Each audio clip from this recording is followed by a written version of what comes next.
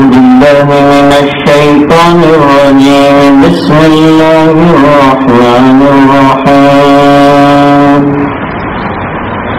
الذين يجتنبون كبائر الإثم والفواحش إلا اللمم إن ربك واسع المغفرة هو أعلم بكم إذ أنشأكم من الأرض وإذ أنتم أجنة في بطون أمهاتكم فلا تزكوا أنفسكم هو أعلم بمن اتقى صدق الله العظيم.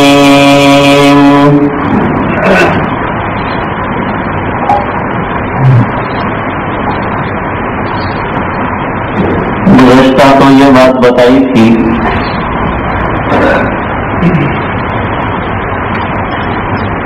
کہ اللہ تعالی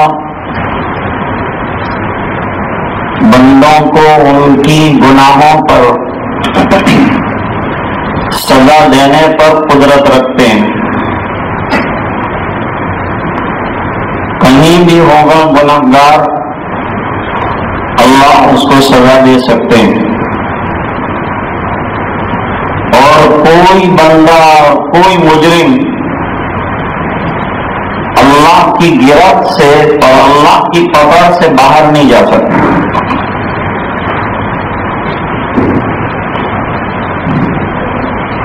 اللہ تعالیٰ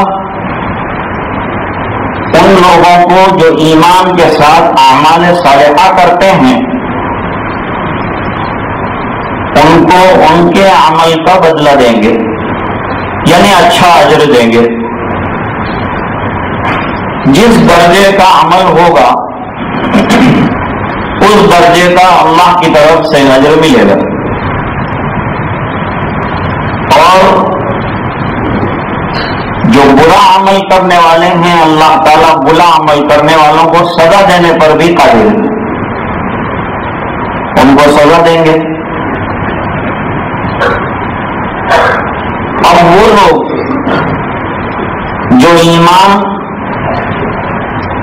کے ساتھ اعمال صالحہ کرتے ہیں، وہ اعمال صالحہ کرنے والوں کا کیا حال ہوگا، ان کی شان کیا ہے، اس کو بیان فرماتے ہیں. فرمائیں یہ لوگ وہ ہیں کہ جو بڑے گناہ سے تو ہمیشہ بچتے ہیں، کبیرہ گناہوں سے انتہائی طور پر اپنے آپ کو بچاتے ہیں. کبیرہ گناہ کس کو کہتے ہیں اور صغیرہ گناہ کس کو کہتے ہیں؟ کبیر بڑے کو کہتے ہیں، صغیر چھوٹے کو کہتے ہیں. بڑا گناہ جس کا قرآن کریم میں تذکرہ ہو اور اس پر وعید آئی ہو، یا وہ جرم ایسا ہو کہ اس پر کوئی حدیث میں یا تو قرآن کریم کے اندر سزا وارد ہوئی ہو، جیسے بدکاری کا ارتکاب، جیسے چوری کا ارتکاب، جیسے جھوٹ بولنا، جیسے غیبت. گناہ کبیرہ کتنے ہیں؟ ویسے تو ہر گناہ بڑا ہے، اگر اس کی معنویت کو دیکھا جائے تو ہر گناہ بڑا ہے. کیوں؟ گناہ کہتے ہیں اللہ کی نافرمانی کو، اور کوئی بھی نافرمانی جو اللہ کی جا رہی ہو وہ بڑی ہے، چاہے اصطلاحی اعتبار سے اس کو چھوٹا مانا گیا ہو. لیکن اللہ کو ناراض کرنا اللہ کو غضبناک کرنا اور اللہ کے حکم کو توڑنا یہ خود بہت بڑا جرم ہے. ہر گناہ اللہ کی ناراضگی کا سبب ہے. اللہ والے مثال دیتے ہیں اور مثال بہت اچھی دیتے ہیں. یوں فرمایا کہ ایک چھوٹی سی چنگاری ہو, چنگاری سے بھی آگ لگ سکتی ہے, اور دہکتا ہوا انگارہ ہو اس سے بھی آگ لگتی ہے. چنگاری سے آدمی بے فکر نہیں ہو سکتا. ذرا اڑے گی کرتے پر لگ جائے گی, کرتے کو آگ لگ سکتی. تو چھوٹا گناہ چنگاری ہے, بڑا گناہ انگارہ ہے.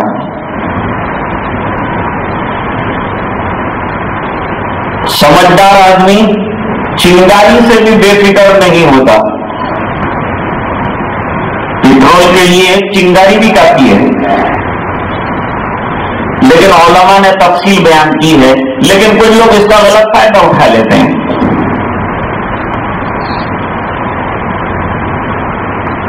وہ کیٹیگری قائم کرتے ہیں, پوچھتے ہیں انہوں نے یہ گناہ بڑا تو نہیں ہے, چھوٹا ہے نا, کہاں اتنا بڑا تو نہیں ہے. چلو کافر میں وہی سوچ رہا تھا کہ میرے سے یہ ہوتا رہتا ہے, تو بڑا ہو تو پھر میں سوچوں.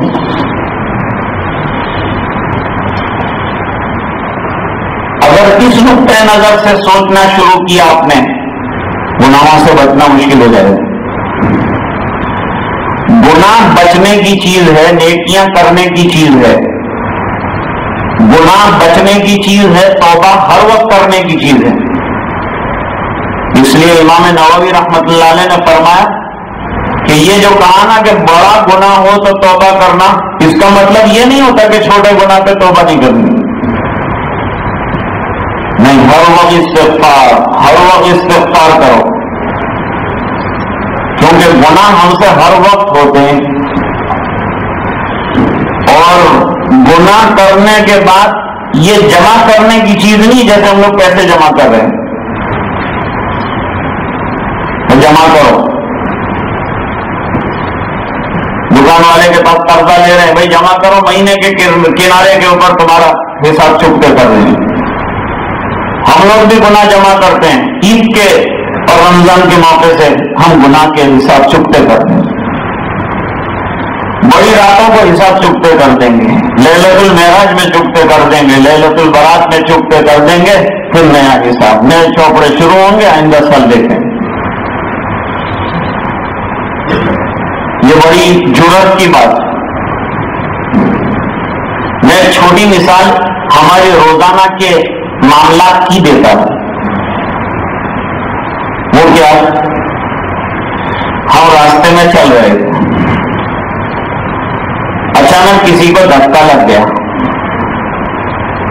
تو ہماری تہذیب یہ اجازت نہیں دیتی کہ اس کو 1 مہینے بعد سوری کہیں گے. ہم فوراً اس کے پاس جائیں گے, نہ جان نہ پہچان, اور کندھے پر رکھیں گے ہاتھ اور اس کو کہیں گے بھائی سوری, مجھے معاف کر دینا. حالانکہ وہ یہ سوری کی کوئی غوری بھی نہیں کرتا. وہ آ کے ہم کو کہتا بھی نہیں, تم نے سوری بھی نہیں بولے, میرے کو اتنا زور سے کندھے کے اوپر دھکا دے دیا.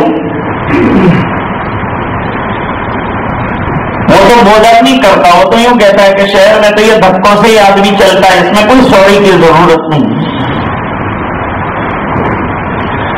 نہیں بھائی, ہمارا فریضہ ہے, آپ کو تکلیف ہو گئی اس لیے ہم رات دن اللہ کے جرائم, اس کی نعمتیں کھا کے کرتے ہیں, لیکن اللہ کو سوری کہنے میں ہم نے کتابیں رکھی ہے اور ایک حساب سے کہتے ہیں.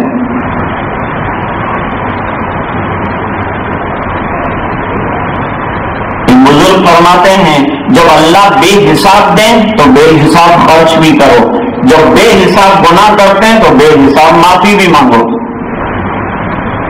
ہر وقت زبان پر استغفار رکھو. استغفار کا کیا مطلب؟ سین اور تا طلب کے لیے، ہر جگہ نہیں ہے لیکن یہاں ہے. استغفار یعنی مغفرت کا مانگنا، مغفرت کا طلب کرنا. استغفر اللہ، میں اے اللہ تیرے دربار میں اپنی لفظشوں کی، اپنی کوتاہیوں کی معافی مانگتا ہوں. اس کو تو حفظ جان بنانا، لیکن اس کے معنی پر بھی غور کرنا. مدینہ منورہ میں حکیم استغفر اللہ رہتے تھے، ان کا لقب بھی تھا حکیم استغفر اللہ. کیوں؟ ان کو راستہ پوچھو، حکیم صاحب ہم کو فلان جگہ جانا ہے، 2 مرتبہ استغفار پڑھتے تھے، استغفر اللہ استغفر اللہ استغفر اللہ. پھر راستہ بتا کے دوبارہ پڑھتے تھے استغفر اللہ استغفر اللہ، اور کہتے تھے کہ تم کو مدینے آ کے راستے نہیں معلوم، استغفر اللہ استغفر اللہ. تو ان کا نام لوگوں نے رکھا تھا حکیم استغفر اللہ، کیونکہ ان کا تکیہ کلام ہی استغفر اللہ ہو گیا. ایمان والے کی شان یہ ہے ہر وقت استغفر اللہ کہیں، اور یہ استغفار ایسا ہونا چاہیے کہ واقعی اسے استغفار کہا جائے، اس کے معنی پر غور بھی کیا جائے، خالی رسم نہ ہو. بہت سے جملے ہم لوگ رسمن بولتے ہیں، ہم کو اس کی حقیقت نہیں معلوم.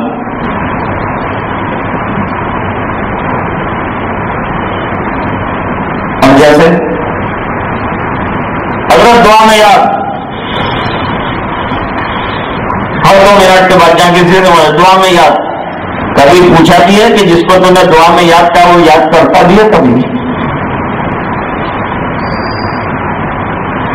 ایک بڑے میاں تھے، ان کو کسی نے کہا بھائی صاحب دعا میں یاد، تو لڑنے کے لیے تیار ہو گئے کہ میرا بس یہ کام ہے، سب کو دعا میں یاد کرو، میرے کو کون یاد کرتا ہے؟ بس میرا یہ کام رہ گیا. تو صبح سے اب تک 100 آدمی کہہ چکے دعا میں یاد، تو میرے تو یہ ہاتھ دکھ جائیں گے. میں ضعیف آدمی ہوں، کب تک بیٹھ کے یہی کرتا رہوں؟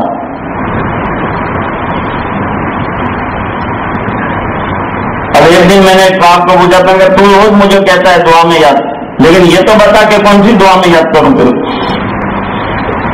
دعا کیا کروں تیرے لیے، یہ بھی معلوم کرنے کی چیز ہے.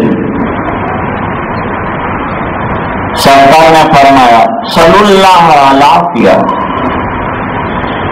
جب کوئی پوچھے نا کہ بھائی کیا دعا کرو تمہارے لیے، تو یوں کہو کہ میرے عافیت کے لیے دعا کرو. عافیت میں سب آ گیا کہ دنیا میں بھی اللہ تعالیٰ عافیت دے، اور اللہ آخرت میں بھی عافیت دے. دنیا میں عافیت کے ماتحت بہت سی چیزیں آتی ہیں، جیسے حسنہ کے ماتحت بہت سی چیزیں آتی ہیں. اس طرح عافیت بہت وسیع لفظ ہے، اس میں بہت سے مضامین آ جاتے ہیں. تو فرمایا اللہ سے عافیت مانگو. جب کوئی بزرگ سے درخواست کرو تو دل سے درخواست کرو، خالی رسم نہ ہو. جیسے لوگ پوچھتے ہیں کوئی خیریت، حالانکہ دل میں ان کے خیریت جو ہے وہ پوچھنے کا کوئی جذبہ نہیں ہوتا، رسم ہوتی ہے.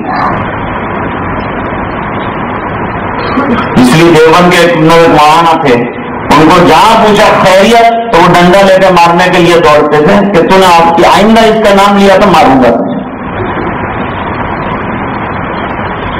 تو کیا یہ رہا تھا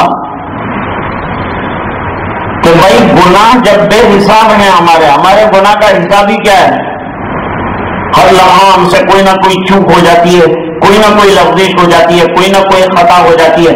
اور ہم لوگ ہیں خطا اور نسیان کے پتلے، کوئی نہ کوئی غلطی ہم سے ہوتی ہے. کبھی آدمی کو غلطی کا احساس ہوتا ہے، اپنی خطا کا احساس ہوتا ہے، اور کبھی نہیں ہوتا ہے. اس امت کی آج سب سے بڑی بیماریاں 3 ہیں. ان میں پہلے نمبر کی بیماری جس کو محققین ذکر فرماتے ہیں، یہ ہمارا غفلت والا معاملہ. غفلت اور بے پرواہی دین کے بارے میں عام ہے. دین کے لیے جو فکر ہونی چاہیے وہ ہم کو ہے ہی نہیں. اگر ہمیں یہ خیال ہو کہ 8 دن کے بعد ہمارے گھر میں راشن ختم ہو جائے گا تو ہم کتنی محنت کریں گے وہ راشن کو کنٹرول میں لانے کے لیے.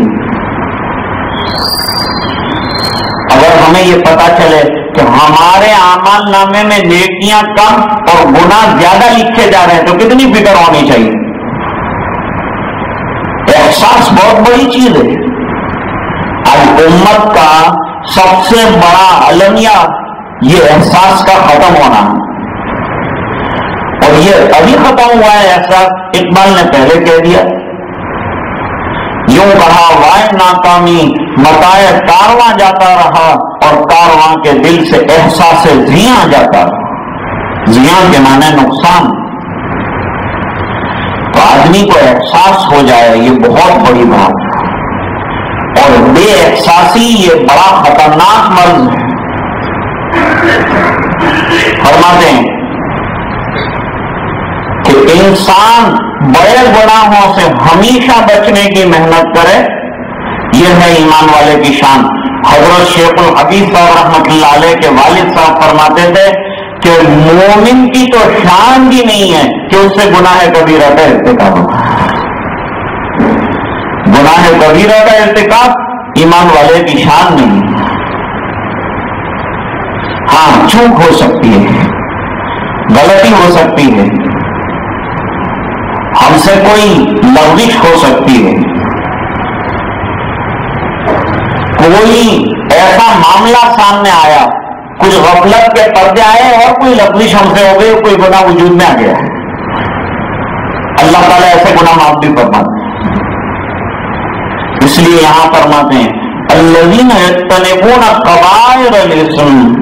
یہ ایمان والے وہ ہیں جو رات دن اعمال صالحہ میں لگے ہیں, لیکن ان کا عالم یہ ہے کہ یہ اپنے آپ کو ایسا بچاتے ہیں گناہوں سے جیسے کوئی زہریلے جانور اور اژدہے سے اپنے آپ کو بچاتا ہے. موذی جانور سے جیسے آدمی بچتا ہے, فرمایا اتنا اپنے آپ کو گناہ سے بچانا چاہیے. گناہ تو ناسور ہے, ناسور. گناہ تو ہماری نیکیوں کو کھا جانے والا ہے. اور کون پسند کرتا ہے کہ محنت سے کمایا ہوا مفت میں چلا جائے؟ کون چاہتا ہے ایسا؟ اور جن کو اللہ گناہوں کا احساس دے دیتے ہیں کہ مجھ سے گناہ ہو رہے ہیں, اللہ ان کو رات کا رونا بھی دے دیتے ہیں. اس کو رات کا رونا نصیب ہو جاتا ہے جن کو اپنے گنہگار ہونے کا احساس نصیب ہو جاتا ہے. اور جس نے گناہوں کے احساس کے بعد رات کو اٹھ کر آنسو بہانا شروع کر دیا, سمجھو کہ اللہ تعالیٰ اس کے گناہوں کی جتنی لکھا پڑھائی ہے سب ختم کر رہے ہیں, کیونکہ یہ سچی توبہ ہے. اپنے گناہوں کے احساس سے رو پڑنا یہ توبہ ہے. اگر کہ لفظ توبہ کا نہیں آیا لیکن عملاً آنکھوں سے آنسو کا نکلنا توبہ ہے. یہ آنسوؤں پر اللہ تعالیٰ جو ہے بخشش کے فیصلے فرمائیں گے. بڑے قیمتی ہیں یہ آنسو. لیکن جتنا آدمی اسباب اور مادوں میں ڈوبتا جاتا ہے اتنا اس کا احساس کم ہوتا جاتا ہے. آخرت کے بعد میں اتنا اس کی آنکھوں کے آنسو سوکھتے جاتے ہیں. لوگوں کے دل سخت کیوں ہو جاتے ہیں؟ قرآن کریم میں فرمایا فَطَالَ عَلَيْهِمُ الْأَمَدُ فَقَسَتْ قُلُوبُهُمْ. جب انسان کی دنیاوی امیدیں اور خواہشات بڑھ جاتی ہیں تو اس کا دل سخت ہو جاتا ہے. اور دل کی سختی کو کیسے معلوم کریں گے کہ کوئی دل کو نرم کرنے والی بات پر دل نرم نہ ہو, رلانے والی بات پر رونا نہ آئے اور احساس تک نہ ہو کہ کیا کہا جا رہا ہے, سمجھو کہ دل سخت ہو گیا, کوئی اثر ہی نہ پڑے. حسن بصری رحمت اللہ تعالی علیہ سے پوچھا گیا تھا لوگوں کے دل کیا سو گئے ہیں کہ اتنے بیانات ہوتے ہیں، اتنی باتیں سنتے ہیں، ان کے دل اس سے متاثر نہیں ہوتے، اس کا کوئی ایفیکٹ ان کے اوپر نہیں آتا، کیا ان کے دل سو گئے ہیں؟ حضرت نے فرمایا سو نہیں گئے ہیں، مر گئے ہیں، یعنی مر گئے ہیں۔ اور دل مردہ کو تو اقبال نے کہا کہ یہ دل ہی نہیں ہے۔ اللہ والوں کو دیکھا کہ اندھیروں میں چیخ چیخ کے رو رہے ہیں، دہاڑے مار رہے ہیں، ارے تمہارے اوپر کیا ہوا ہے، اتنا رو رہے ہو؟ اتنا تو اپنے جوان بیٹے کے اچانک مر جانے پر بھی بات نہیں ہوتا۔ فرمایا اللہ والے راتوں کو یوں روتے ہیں اور یوں مصلے کے اوپر بھلکتے ہیں اور تڑپتے ہیں، ایسا لگتا ہے کسی زہریلے جانور نے کاٹ لیا ہے۔ جب اللہ تعالیٰ یہ احساس عطا فرمائیں گے اور ہمارے دلوں کے اندر وہ غم اور کوڑن آئے گی کہ میں مومن ہوں اور گناہ کر رہا ہوں، جب انسان سوچنا شروع کرے گا نا اس کو، تو اللہ تعالیٰ اس کو رونا دیں گے، اس کو توبہ کی توفیق دیں گے۔ یہ نفس جو ہے نا وہ انسان کا بڑا دشمن ہے۔ شیطان جو ہے نا وہ سوار ہے اور نفس سواری ہے۔ یہ ہمارے نفس کے اوپر شیطان سوار ہو جاتا ہے اور پھر جس طرف چاہتا ہے اس طرف جو ہے نفس کو لے جاتا ہے۔ لیکن یہ نفس مولانا کہتے کس کو ہے؟ ہم تو روزانہ تقریر میں سنتے ہیں، نفس کس کو کہتے ہیں؟ ابھی بلکہ آپ نہیں بتا سکیں، اللہ والوں نے بتایا نفس کسے کہتے ہیں۔ کہ مولانا یہ آپ روز تقریر میں کہتے ہیں نفس دشمن ہے، یہ دشمن کی کبھی ملاقات تو کراؤ، دو چار اس کو تھپڑیں لگاؤں، میرا دل ٹھنڈا ہو، اس نے بہت کھانا خراب کیا ہے، بہت برباد کیا ہے، مجھے ایک دفعہ تو دکھاؤ کہ ملاؤ کہ یہ ہے نفس، تو میں اس کی خبر لوں، ذرا دو چار تو لگاؤں کم سے کم۔ حکیم الامت مجدد ملت حضرت مولانا اشرف علی صاحب تھانوی رحمۃ اللہ علیہ نے فرمایا نفس کسے کہتے ہیں؟ شریعت کے خلاف مزاج انسانی میں پیدا ہونے والی خواہشات کا نام نفس ہے۔ شریعت مقدسہ اور مزاج شریعت کے خلاف انسانی مزاج میں جو چیزیں ابھر کر آتی ہیں، جس پر وعیدیں ہیں اور نہ کہا گیا ہے اس کے کرنے کو، اس کا خیال آنا یہ نفس ہے۔ تو غیر شرعی خواہشات کا پیدا ہونا اور خواہشات کا وجود، اسی کا نام نفس ہے۔ نفس کو کنٹرول میں لاؤ، یعنی یہ خواہشات جو شریعت کے خلاف چل رہی ہیں اس پر شریعت کی لگام لگا دو، اس پر پکڑ لگا دو۔ نادر شاہ جب دہلی آیا تو لوگوں نے ہاتھی پیش کیا، حضرت ہاتھی پر بیٹھ جائیے، سب سے بڑی سواری ہے، اس سے بڑی سواری کوئی نہیں۔ اس نے کہا اس کو کنٹرول کیسے کرتے ہیں؟ تو جواب دیا یہ اپنے کو کنٹرول کرتا ہے، کہا جو مجھے کنٹرول کرے ایسی کوئی سواری مجھے منظور نہیں۔ ارے بھائی کیسے کنٹرول کرتے ہیں اتنے بڑے جانور کو؟ تو بتایا لوہے کی وہ پرونی بتائی تیز دھار والی کہ یہ یوں مارتے ہیں تو ادھر جاتا ہے، ادھر مارتے ہیں تو یوں جاتا ہے، پر میں اس سے میں کنٹرول نہیں کر سکتا۔ آج تو سب ریموٹ کنٹرول سے چلتا ہے، اسی سے سب چیزیں کنٹرول میں رہتی ہیں۔ ہاتھی کا ریموٹ کنٹرول وہی لوہے کا دھاردار آلہ ہے۔ فرمایا کہ میں بیٹھنے کے بعد کسی چیز کے تابع ہو جاؤں اور میں اس کو چلاؤں، اس کے بجائے اگر وہ مجھے چلا رہا ہے مجھے منظور نہیں۔ اور ہمارا عالم یہ ہے کہ نفس ہم کو چلا رہا ہے۔ دنیا میں دو قسم کے لوگ ہیں، ایک ہیں رب النفس، نفس کے اوپر قابو ہے ان کا. مجال کیا ہے کہ نفس ان کو اپنی مرضیات کروا کے غیر شرعی امور کی طرف لے جائے، لے ہی نہیں جاتے. حضرت گنگوئی رحمت اللہ علیہ نے فرمایا ایسا تابع کر دیا ہے اللہ والوں کے پاس بیٹھنے کے بعد نفس کو کہ جب تک شرعیات کو نہیں کر لیتا وہاں تک چین نہیں پڑتا. یہ جو محنت کرتے ہیں نا، یہ محنت میں یہ ہوتا ہے کہ جو غیر شرعی مزاج ہے اس کو مزاج شرعی بنا دینا ہے. تقویٰ کس کو کہتے ہیں؟ ہمارے حضرت شیخ فرماتے تھے تقویٰ کہتے ہیں مزاج کے شرعی بن جائے، ہمارا مزاج شریعت کے تابع بن جائے. جو شریعت کہے وہی مزاج کہے، ایسا کمبینیشن تیار ہو جائے تو آدمی متقی بنتا ہے. مزاج شرعی بنے گا تو آدمی متقی بنے گا.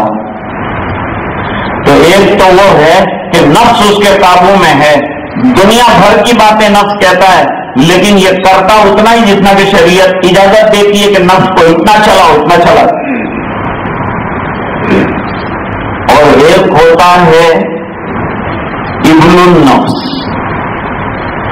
بندہ نفس، نفس کا بندہ. جیسا نفس کہتا ہے ایسا کرنا شروع کر دیتا ہے.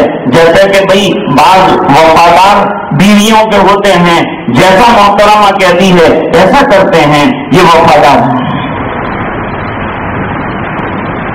اور ایسے شوہروں سے بیویاں خوش ہیں اور ہونا بھی چاہیے. اب اس کی کوئی نہیں سنتا اور یہ بھی نہیں سنے گا تو کہاں جائے گی؟ تو اچھی باتیں سنی جائے گی. اور کوئی تقاضا اگر وہ رکھتی ہیں تو وہ تقاضا پورا بھی کیا جائے گا، وہ کوئی بات نہیں. لیکن اگر وہ غیر شرعی تقاضا رکھے تو اب آ گیا ٹکراؤ شریعت کا، اب اس کو لگا دیا جائے گا. اس میں تو ماں باپ کی بھی نہیں سنیں. ماں باپ اگر یوں کہیں کہ بیٹا کل ذرا دیوالی کے 2 پٹاخے چھوڑا دینا تو صاف نہ کہہ دیا جائے گا کہ یہ مجھ سے نہیں ہوگا. جب بیٹا مزار پہ 2 پھول چڑھا دینا تو کہہ دینا کہ ڈرائنگ روم کے اندر گلدستے میں 10 پھول لگا سکتا ہوں، مزار کے اوپر 1 باسی پھول نہیں لگا سکتا. یہ قبر پرستی مجھ سے نہیں ہوگی، یہ بت پرستیاں مجھ سے نہیں ہوگی. میں اللہ کا پرستار ہوں، میں بتوں کا پرستار نہیں ہوں، میں قبر کا پرستار نہیں ہوں. ایسا کہنے میں بے ادبی ہے؟ نہیں، یہ بے ادبی شریعت میں جائز کے لیے. بعض چیزیں یوں شریعت نہ کہتی ہے اور بعض چیزیں یوں شریعت جائز کے لیے. دیکھو جھوٹ بولنا بہت بڑا گناہ ہے، لیکن 2 بھائیوں میں لڑائی ہے، 2 رشتہ داروں میں لڑائی ہے، اور یہ لڑائی ختم کرنے کے لیے اگر کوئی جھوٹ بول رہا ہے تو یہ جائز ہے. شیخ سعدی فرماتے ہیں دروغ مصلحت آمیز بین از راستی فتنہ انگیز. 2 دوست ہیں، ان میں آپس میں جھگڑا ہو گیا. دوستی میں ہوتا ہے ایسا جھگڑا، لیکن یہ کوئی ڈھنگ کا جھگڑا ہو تو بات ٹھیک ہے، دنیا کے لیے ہو تو جلدی ختم کر دینا چاہیے. اب یہ 2 دوستوں کے اندر جھگڑا ہو گیا، تیسرا ایک آدمی دونوں سے ملتا ہے، اس سے بھی ملتا ہے اس سے بھی ملتا ہے. اس سے پاس سے مل کے آتا ہے تو وہ پوچھتا ہے اس نے کیا کہا. اب اس نے صاف صاف کہا وہ تیری پٹائی کی تیاری کر رہا ہے اور تیری بات کرتا ہے کہ تیرے کو دیکھ لے گا، اور بہت ڈینے تو مارتا ہے تو وہ بھی جو ہے کہتا ہے کہ میں کچھ کم نہیں ہوں اور میں اس کو چھوڑنے والا نہیں ہوں. تو وہ جو ہے دل میں اس کے بغض اور عداوت بڑھتی جائے گی. یہ ہے تو سچی بات، جو اس نے کہا تھا وہی کہا. حالانکہ آج کل مزاج لوگوں کا یہ ہو گیا کہ کسی کی جو کہی ہوئی بات ہے اس میں اپنی طرف سے 2-4 چیزوں کا اضافہ کرنا لوگ اپنا فریضہ اخلاقی سمجھتے ہیں کہ نہیں اس میں 2 تو ملانی پڑے. اپنے کو ایک دم سے ایسا کروں کہ وہ کہہ اتنا کہنے کا نہیں، 2 اپنی طرف سے ملانے کی.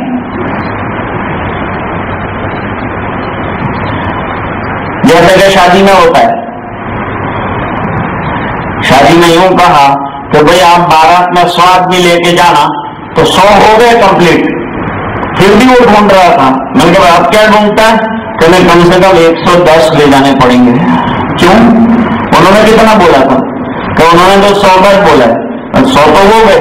فرمایا اصل میں اپنی عزت ان کو بتانا پڑتا ہے. اپنے کو یہ بتانا پڑتا ہے کہ ان لوگ کے پاس تو اتنے تھے پھر ان کو اپنے کہہ سکتے کہ دوسرے 100 آنے کے تھے لیکن ان میں سے 10 جائیں. اپنی عزت رہ جاتی. کسی زمانے میں مائک کے اوپر اذان دینے کی بحث چھڑی. معاملہ کورٹ میں چلا گیا کہ بھائی یہ لوگ زور زور سے اذانیں اور یہ ہنگامے چاروں طرف اذانیں ہوتی ہیں مائک پر لاؤڈ اسپیکر کے اوپر اور نماز پڑھنے والے آتے ہیں 5 اور 50 محلوں کے اندر اعلان جاتا ہے اور آتے ہیں 5. یہ 5 کے لیے کیا ضروری ہے اتنا لمبا چوڑا اعلان کرنے کی اور اتنا لمبا انتظام کرنے کی اور یہ لاؤڈ اسپیکر اور یہ بڑے بڑے مائک لگانے کی کیا ضرورت؟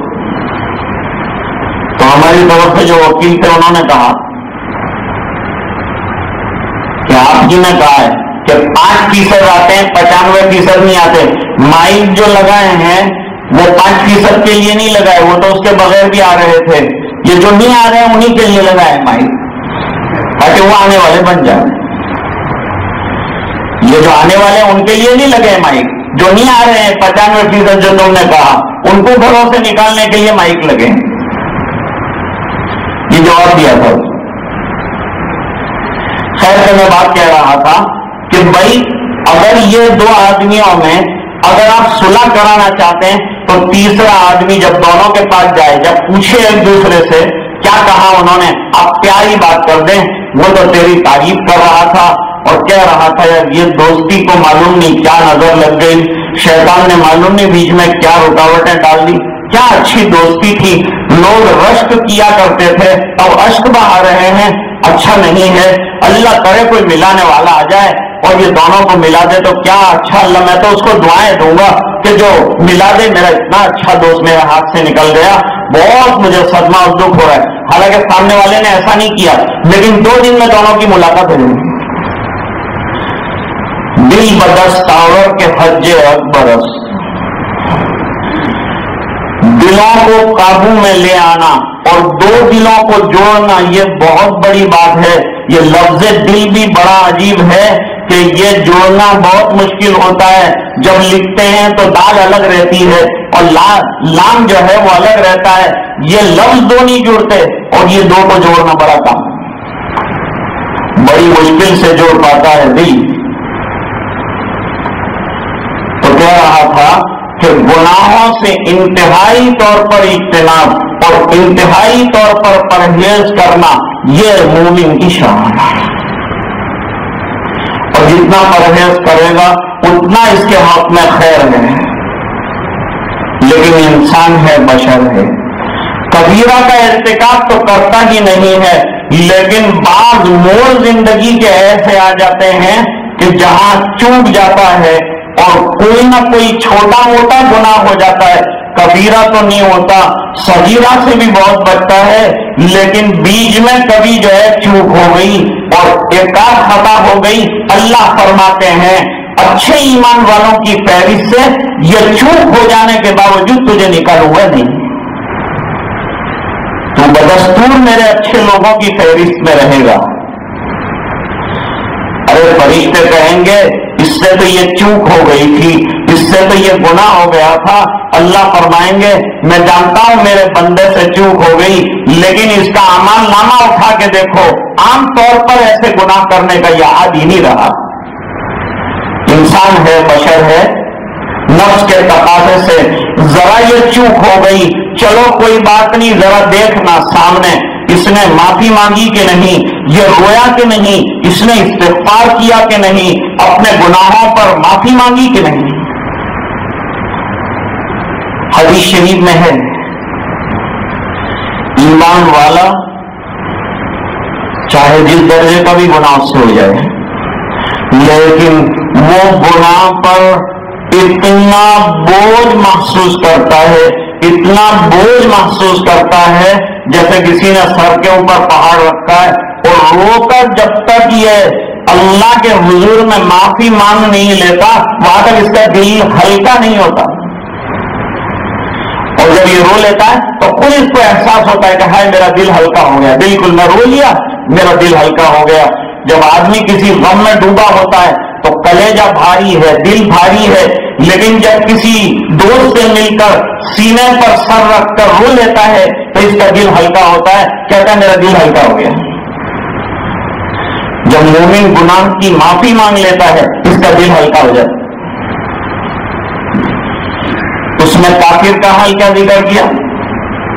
کافر کا حال یہ ذکر کیا دوستو کہ جب وہ گناہ کرتا ہے تو اس کو گناہ کا احساس ہی نہیں ہوتا، وہ تو سمجھتا ہے ناک کے اوپر ایک مکھی بیٹھی تھی میں نے اڑا دی، احساس نہیں ہے۔ اور ایمان والے کو ایمان نام ہی احساس کا ہے، بے حس اور بے احساس ایمان والا کیسے ہوگا؟ ایمان تو یقین کا نام ہے اور زندگی ایسی گزارنے کا نام ہے کہ آشیانہ کسی شاخ گل پہ بار نہ ہو۔ بڑی نزاکت کا موقع ہے، ہر موڑ پر اور ہر لمحہ اپنے ایمان کا دھیان رکھنا پڑتا ہے کہ یہ متا کہیں نکل نہ جائے، اور یہ ایمان ایسا سرمایہ ہے کہ نہ رات کو سونے میں اس کو ضائع کر سکتے ہیں نہ دن کے اجالے میں اس کو ضائع کر سکتے ہیں۔ دوسری سب چیزوں میں توبہ باللہ بھی ہے، لیکن ایمان ہر وقت درکار ہے، چاہے سو رہا ہو چاہے جاگ رہا ہو۔ دل اس کا ہمیشہ ایمان کی روشنی سے جگمگا رہا ہو، اور جتنا گناہ ہوتے جائیں گے یہ جگمگاتے ہوئے دل پر داغ لگتا جائے گا، اور کثرت سے ہونے والے گناہ یہ دل کو داغدار کر کے سیاہ کر دیں گے، پھر ایمان کے نور کا احساس ختم ہو جائے گا۔ تو آج کے سبق میں بڑا اہم معاملہ ہے، ایمان والے وہ ہیں کہ جو ہر گناہ سے بچنے کی کوشش میں رہتے ہیں، لیکن گناہ کبیرہ سے انتہائی طور پر بچتے ہیں۔ کبھی کبھی ان سے چوک ہو بھی جاتی ہے تو جب ان کا ہم دیکھتے ہیں کہ کیریئر بڑا صاف ستھرا ہے اور ان کے کردار انتہائی پاکیزہ ہیں تو اللہ فرماتے ہیں چلو یہ چوک معاف کر دو، اس بنا پر کہ حدیث شریف میں فرمایا کہ جو توبہ کرتا ہے گناہوں سے اس کو اللہ ایسا لکھتے ہیں جیسے کہ اس نے گناہ کیا ہی نہیں۔ التائب من الذنب کمن لا ذنب لہ، جو گناہوں سے سچی توبہ کر لے وہ ایسا ہے جیسے کہ اس نے گناہ کیا ہی نہیں۔ ہمیں اللہ کے حضور میں رونا اور اللہ سے مانگنا کہ اللہ ہم سے تو چوک ہو جاتی ہے اور خیال کرتے ہیں بچنا چاہتے ہیں، لیکن کیا کریں کہ ہمارے یہاں کے ٹریفک کی طرح معاملہ ہے ہمارے گناہوں کا، کہ ٹریفک چاروں طرف سے آتا ہے، آگے سے بھی آ رہا ہے، سائڈ سے بھی آ رہا ہے، پیچھے سے بھی آ رہا ہے، بکرے بھی آ رہے ہیں، مرغے بھی آ رہے ہیں۔ یہاں کے آزادی میں یہ سب جانور انسانوں سے زیادہ آزاد ہو گئے، یہ سب جگہ سے آ رہے ہیں اور انسان بھی آ رہے ہیں، سائیکل والے بھی آ رہے ہیں۔ سڑک سے بچ کر نکلنا اور پھر بھی کہیں نہ کہیں ٹکرا جاتا ہے، چلو اس کو جو ہے لیٹ گو کرنا۔ جیسے یہ ٹریفک زدہ راستوں کے اندر ہم بچا کر نکلنے کی کوشش کرتے ہیں نا، اپنی قیمتی گاڑی کو بچا کے نکلنے کی کوشش کرتے ہیں، اس طرح یہ ایمان والے چراغ کو یہ چاروں طرف سے چلنے والی گناہوں کی ہواؤں سے بچا کے منزل مقصود تک لے جانا، یہ ہماری رات دن کی محنت ہے۔ اللہ تعالی ہم سب کو سمجھنے کی توفیق عطا فرمائے۔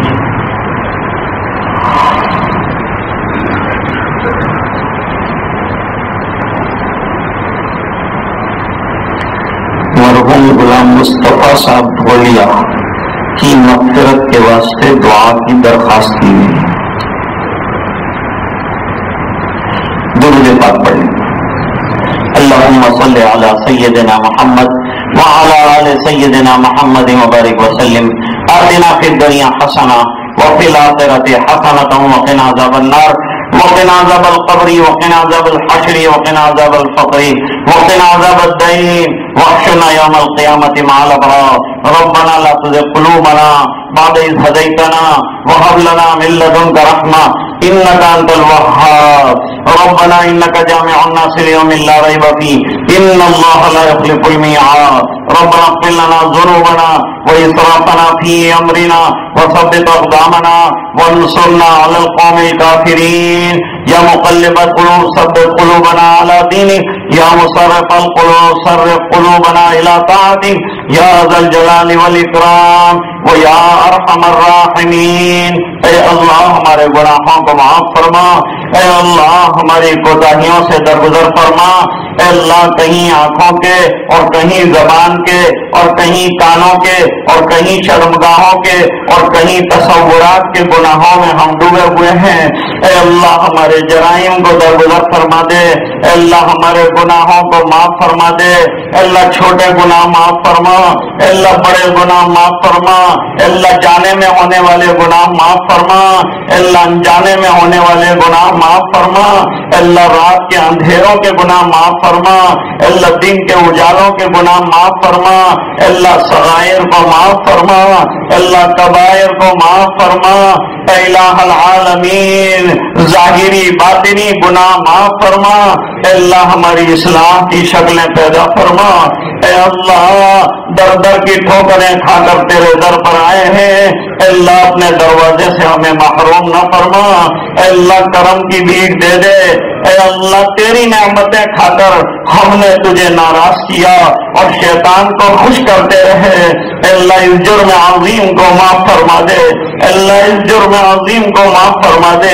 اے اللہ ہمارے دلوں کے بگاڑ دور فرما دے اے اللہ ہماری جوانی کو سنبھالا دے دے دین کی محنتوں کے لیے اللہ یہ ہمیں جوانی کے قبول فرما لے اے اللہ ہمارے اوقات دین کے لیے لگنے والے بنا دے اے اللہ ہمارے اعضاء دین کے لیے لگنے والے بنا دے اے اللہ ہماری پوری زندگی دین کے لیے قبول فرما لے اے اللہ رات دن ہمیں بیداری نصیب فرما تیرا دھیان نصیب فرما غفلت والی زندگی سے اللہ ہماری حفاظت فرما اللہ جو بیمار ہیں انہیں شفا عطا فرما جو پریشان ہیں ان کی پریشانیاں دور فرما جو مقروض ہیں غیر سے قرضوں کے پورا ہونے کی سبیل پیدا فرما اللہ پورے مجمع کی مغفرت فرما اللہ لوگ دور دور سے تیرا نام لینے کے لیے آئے ہیں اللہ ہمیں تو تیرا نام لینا بھی نہیں آتا اللہ ہمیں تو تیرا نام لینا بھی نہیں آتا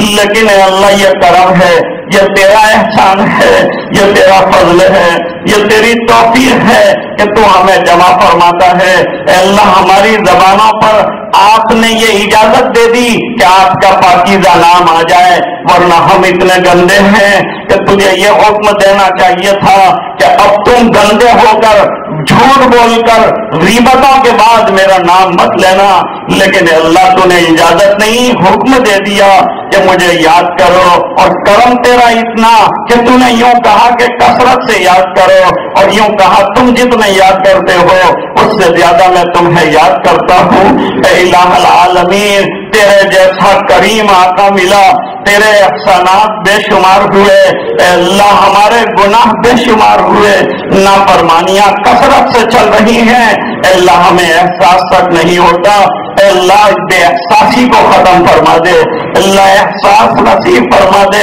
اللہ گناہوں کی معافی نصیب فرما دے تجھے دربار میں رونے والا بنا دے جرائم کو درگزر فرما دے اے الہ العالمین جب تک زندہ رکھے ایمان پر زندہ رکھ جب وقت آخر ہو کل میں ولی موت عطا فرما اے اللہ یہ دعائیں اپنے فضل و کرم حبیب پاک صلی اللہ علیہ وسلم کے طفیل منظور فرما برحمتک یا ارحم الراحمین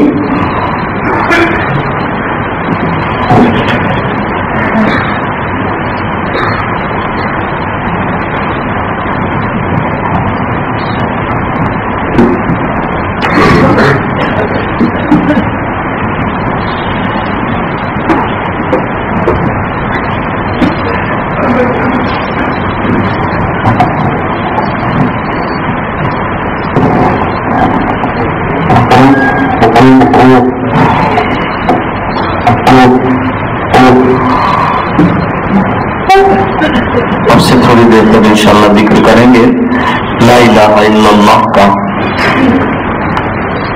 اللہ اللہ کا، الا اللہ کا اور اللہ۔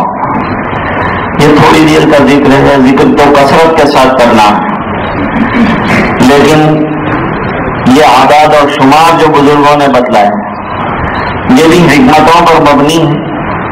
اب اس کے پیچھے کیا کیا حکمتیں ہیں، بہت لمبی تقریریں لوگوں نے کی۔ جیسے بھائی دوا تو مفید ہوتی ہے، لیکن طبیب ہمارے مرض کو دیکھ کر موقع محل کے اعتبار سے پھر وہ دوائی تجویز کرتا ہے کہ بھئی آپ آدھی گولی لینا، آپ ایک گولی لینا۔ ارے بھائی ہمارے جیسا مریض ہے اس کو 2 گولی فرما دی، اور یہ ہمارے جیسا مریض ہے اس کو آدھی گولی۔ یہ مزاج کی بات ہے، طبیب جانتا ہے کہ کس کو کتنی دوا کی ضرورت ہے۔ دوا تو اچھی ہے، لیکن کوئی اچھی چیز بس شروع نہیں کر دینی پڑتی ہے، اس کا کنٹرول ہوتا ہے، اس کا عادت ہوتا ہے، اس کی رعایت کرنی پڑتی ہے، اسی کے ساتھ وہ مفید بنتی ہے۔ اچھی چیز کھائی جانے والی اگر اعتدال سے زیادہ کھائی جائے گی تو ظاہری بات ہے کہ وہ پریشانیوں کا سبب بن جائے گی۔ اس لیے اللہ والوں نے ہماری حیثیت اور ہماری استعداد کو دیکھتے ہوئے کتنا ذکر کرنا ہے، کب کب کرنا ہے، کس انداز کے ساتھ کرنا ہے، یہ سب بتایا۔ مقصود تو اللہ کو یاد کرنا ہمیشہ ہونا چاہیے، لیکن یہ اندر کی بیماریوں کو سامنے رکھ کر ایک علاج بھی کرتے جاتے ہیں۔ تو اب سے تھوڑی دیر تک انشاءاللہ ہم لا الہ الا اللہ کا ورد کرتے ہیں۔ ہزار بار بشویم دناز مشکو گلاب، ہنوز نام تو گفتن کمال بے ادبی،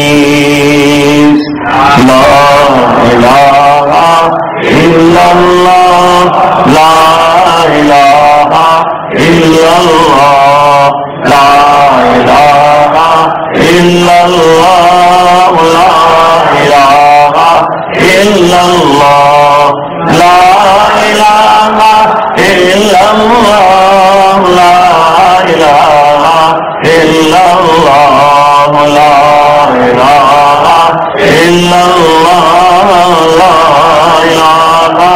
الا اللہ، لا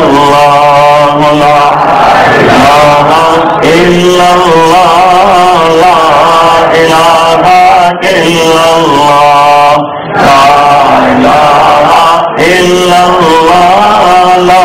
إلا الله، لا إله إلا الله، لا إله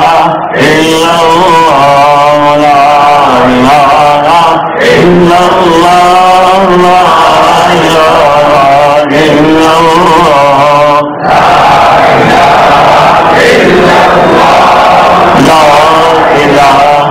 إلا الله، لا إله إلا الله،